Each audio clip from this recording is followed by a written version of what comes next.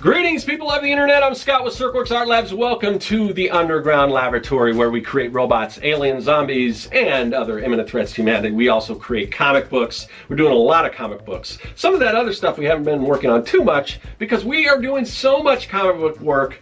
And speaking of comics, what comics are we talking about? Well, we're talking about my personal comic book project. Now, everyone taking this challenge is, of course, working on their own personal comic book project. And I always say personal. I guess if you're somebody that was working for like Marvel or DC or something, I guess you could take the challenge and like, oh, I'm working on Spider-Man again today. But that hasn't happened. So most people are working on their own personal thing. I think that's an important aspect of this challenge is that we find time to work on our own stuff, because there's so many things going on in our lives that make it really difficult for us to find time to do that. So that's what we do. We just etch out, we just kind of carve away 30 minutes in our day, every day for 100 days straight, and we work on our project, and hopefully we'll have something completed like this. This is what I created for the last round. This is the second round for me. I'm working on issue 4 of my comic book, Young and the Dead. No zombies allowed. It's a kids versus zombie story. It's about kids in a zombie apocalypse. It's kind of like an homage to like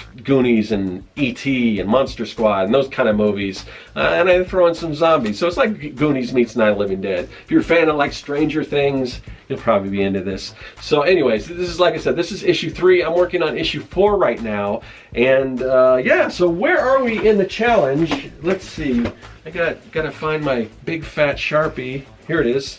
So what we do every day, if you're new, just to inform you guys, the way I do this anyway, everyone's got their own style when they do these 100 days of making comics. But what I've been doing is just because there's so many days, it's hard to keep track. So I always jot down what day I'm working on, just to keep track. So we're working on day 62. That's where we are in the challenge. And this is more for my benefit, because you guys, you can just look at the thumbnail and it'll tell you exactly what day it is. But when I'm sitting here, I got to remember where I am. So that's what this is for. And speaking of what things are for, I've got this thing here. It's kind of a book recommendation. Every once in a while I'll do a little book recommendation. Now, this book that I'm going to show you, I got a long time ago, and I recently got it back. I loaned it out and I recently got it back, so I've been going through it and like, oh man, this is great stuff. Now, I don't know if this is available. Probably a lot of this stuff you can find used if it's not available, but this is you know, something that I do when I'm creating comics. I think a lot about panels and scenes and settings and things like that.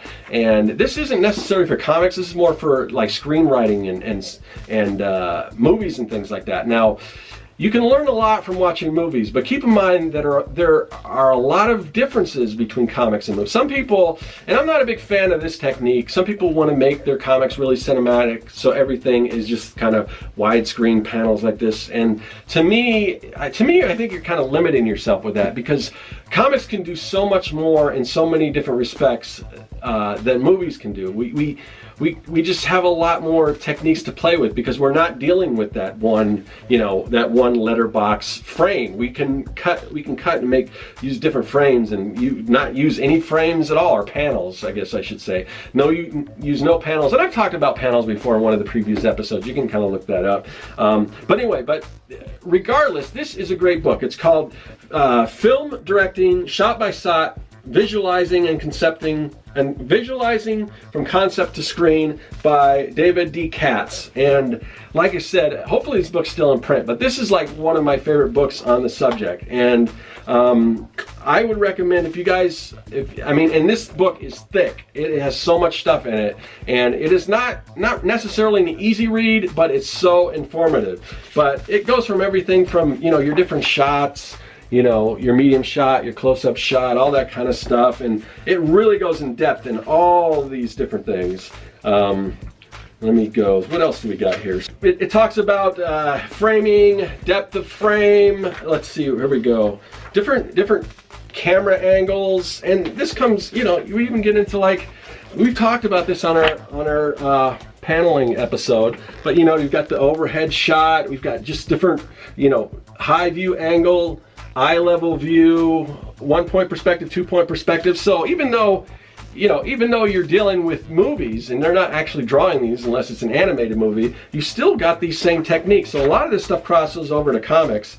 And like I said, this is, you know, point of view, and it gives you different options and how, you know, how different camera angles affect the viewer in different ways, or the reader in our case. But anyway, there's so much, you know, again, even, you know, you can see like different lighting and everything like that, and all this stuff comes into play. You know, story, how people move across the screen, all this stuff. But really, if you really want to get nerdy about comic paneling and things like that, and constructing your, you know, your worlds and how you want your shots or your panels to be. Anyway, I would highly recommend this book. I will leave a link to where you can find this online, but hopefully it's still in print, because it's one of my favorite books, and I've kind of got to brush up on this because there's so much good stuff in there. But anyway, that's my book recommendation today. But speaking of books, I got to get on to working on my book, Young and the Dead. So we're going to go up here to the paralleloscope and check that out and see how that's going. Back outside again, continuing on the yard work. I'm going to try to weed whack this stuff here. Last time, after I poisoned the weeds, I went ahead and sprayed them, so they're staying down for the most part. I'll probably spray them, give it another spray, and then I just got to figure out how to get dead weeds out of here. But I'm going to tackle this first. Alright, made some progress. Had a couple of issues, but managed to figure it out. I tell you, that yard work is like never ending. But you know, it's just like the comic. You make a little progress, you do a little bit here and there, and then hopefully eventually, I'm hoping by the time before this 100 days is over that I'll be able to show you my yard. It'll be nice and everything. That's kind of the dream. But you know, as much time as I'm putting into the comic, we'll see. I get a little bit of time here and there to work on the yard. So, but yeah. So what the problem was, my weed whacker, I was trying to whack the weeds and everything, and the, what do you call it, the line that is actually what cuts it. I don't know if you've ever messed around with a weed whacker or whatever, but it's got basically this little plastic wire, and it just spins around and cuts the weeds and everything, and it's on a spool. Well, it just kept leading out. It's supposed to stop, and there's a little stopper in there that, you know, was broken. So it should cut until, you know, once it gets down to where there's not any more, it should just keep feeding out. But this just kept feeding and feeding, and there was no stopper. And so I'm like, well, what's wrong with it? And finally I looked at, well, actually I had to borrow, my girlfriend has the same model weed whacker, so I borrowed hers, and I finished kind of the rest of it with hers, but then I opened it up and looked, and I found the part. So I ordered the part, so hopefully I'll be able to fix mine. But yeah, you know, that's what happens. But the thing was, I kept trying to rewind the spool each time, and it was just getting ridiculous, because I'd wind the spool and then it would just all flow out, you know, and I'd get a little bit done, and then I'd try and get a little more done, but I was just constantly wrapping that spool again, and finally I was just like, you know, nuts to this. I'm gonna find this part, and I'll just wait till I get the part. But then, you know, like I said, I was able to finish it up with my girlfriend's weed whacker that I borrowed.